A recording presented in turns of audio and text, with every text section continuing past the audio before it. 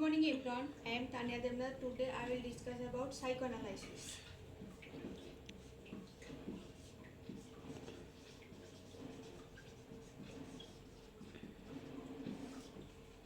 Psychoanalysis is a system of psychology is associated with the name of Sigmund Freud.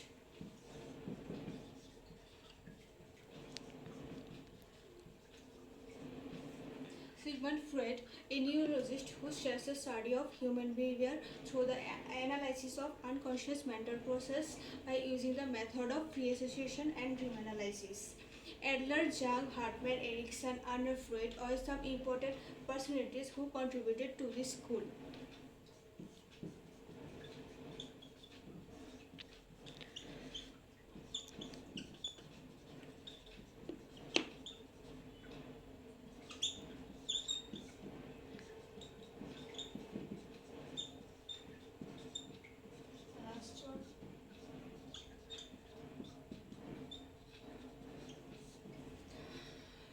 Were some important personalities who contributed to this school. Sigmund Freud's psychoanalytic theory of personality development tells us that human personality is the result of three different but fundamental structures: the id, the ego, and the superego. Psychoanalytic theory concentrates on awareness levels concerned with our experiences in early childhood that together can form the basis of certain mental disorders. Many modern psychotherapists no longer use this century-old method as it has many flaws. Human mind has three parts.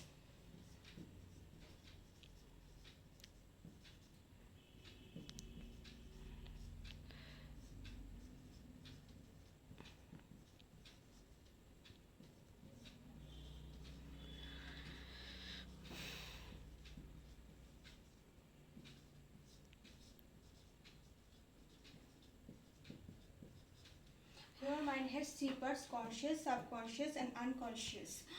The unconscious relates to phenomena we are aware of at any given moment, and subconscious relates to those experiences of which the individual is not fully aware but can be recalled easily. And unconscious refers to those phenomena of which we are unaware and easily inaccessible to the conscious. So, our personality has three aspects.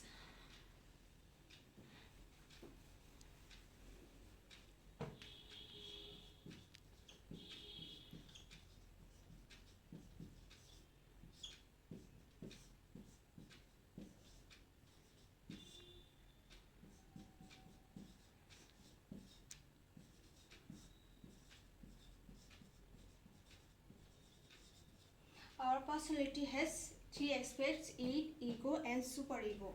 The unconscious layer constitutes the larger part of mental life, which contains all the repressed wishes, desires, feelings, drives, motives.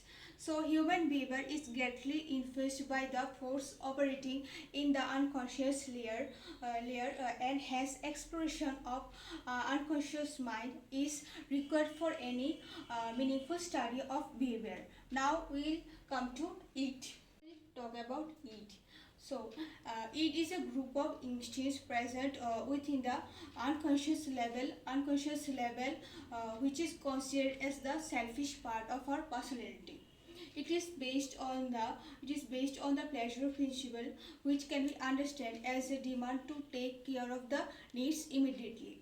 The id is driven by the pleasure principle, which drives for immediate gratification of all desires, wants, and needs. It is necessary for survival as it ensures all the primary needs of an individual. For example, an infant who is hungry and he does not know, and he just wants food at that moment. So he wants it immediately. So it is an example of it. when suppose another example, when you are thirsty, it prompts you to drink. At that moment it works. Now I came to ego. Ego, which is based on the reality principle, develops during the first 2 years of life. Its main work is to satisfy the desires of it. Satisfy the desires of it. The ego relates the organism to reality by means of its consciousness. The ego's goal is to satisfy the desires of it in a socially acceptable way. The ego follows the reality principle as it opens in both as it opens in both the conscious mind and unconscious mind. The process solving activity is called ego. The ego is the only part of the conscious personality. It is what the person is aware of when they think about themselves and what they usually try to project towards others. The ego develops to meditate between the unrealistic it and the real external world. It is the decision making component of personality. Ideally the ego works by reason, whereas the it is chaotic and unreasonable. The ego develops from the it during infancy. The ego's goal is to satisfy the its demand in a safe, socially acceptable way. It operates in both the conscious and unconscious mind. The ego operates according to the reality principle, working out realistic ways of satisfying the its demands. Often compromising or postponing satisfaction to avoid negative consequences of society. Suppose I'm giving an example. Mary really wanted to borrow her mom's necklace, but knew her mom would be angry if she took it. So she decided to ask her mom. So she asked her mom, and at this moment, ego works. So now I come to superego. The third part of personality is superego. So superego develops by the age of 5 years, which represents values and standard. It is guided by morality principle and perfection. Hence, superego act as an agent which judges and issues and individuals' actions. It enables the mind to tell the right and wrong. Suppose Sarah knew that she could steal the supplies from work and no one would notice it. She would also knew that stealing was wrong. So she decided not to take anything. The superego develops during early childhood when the child identifies with the same sex and is responsible for ensuring mental standards. Are followed. The superego operates on the morally principle and motivates us to behave in a socially responsible and acceptable manner. The superego is seen as the purveyor of rewards and depending in which part is activated. The superego is a part of the unconscious, that is the voice of confidence and the source of criticism. It reflects society's moral values to some degree, and a person is sometimes aware of their own morality and ethics. But the superego contains many codes or prohibitions that are issued mostly unconsciously in the form of commands or the statements. The superego function is to control its impulses, especially those which society accepts, such as sex and aggression. So superego, as we know, superego acts on moral values. Moral values.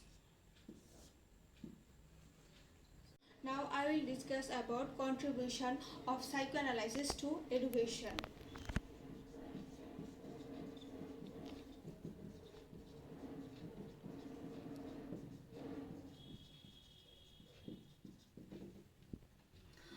Freud discovered unconscious motivation, which plays an important role in the process of learning. Psychoanalysis has emphasized the importance of the early experiences of the child in the process of education. It stress the importance of feelings and emotions in the process of education. Teachers and parents must give children simple opportunities to express and holds up their feelings. And the fourth one is it has thrown light on the cause of multi adjustment and behavioral problems in the children. Now I will discuss about the limitations of psychoanalysis.